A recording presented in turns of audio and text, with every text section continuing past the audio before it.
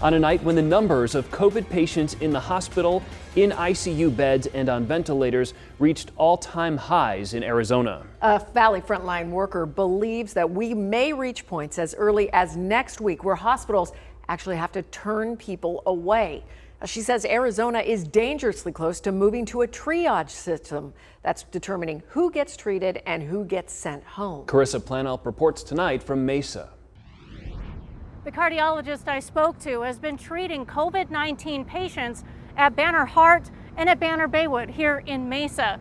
She says she's not able to give all of her patients the best care possible, and she's afraid the situation will only get worse. My patients, I can see it in their face.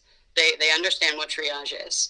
If I have 80-year-olds, they look at me and say, I'm not going to get a ventilator, I know that. Dr. Amy Dalliman, an interventional cardiologist treating people with heart issues and COVID-19 patients in ICU. It's difficult to stay truly educated on the information that I need in order to do my job every day, and also keep my sanity. Healthcare workers across the valley have been making tough calls to free up resources for the sickest people.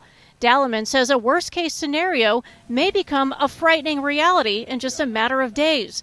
Running out of room and equipment, hospitals may have to turn away patients. If their chance of recovery is very low from the beginning, if we move to a triage system, then those patients will not even get a chance at care, and they will only be given comfort measures. In a triage system, Dalliman explains, a team of medical professionals would determine if a patient should take up precious hospital resources.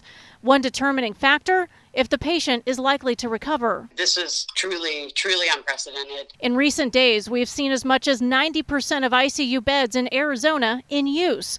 Most of those beds occupied by people fighting COVID-19. The use of ventilators across the state has been climbing since the 4th of July. We're not providing the care that we're used to providing. And it's hard for me to make decisions every day. A spokesperson for Banner Health responded to these concerns, saying, quote, "We do not know when triaging for life-saving resources like ventilators or beds will be required. We are still working to expand our capacity and staffing to meet the needs of the community." In Mesa, Carissa Planelp for Arizona's Family.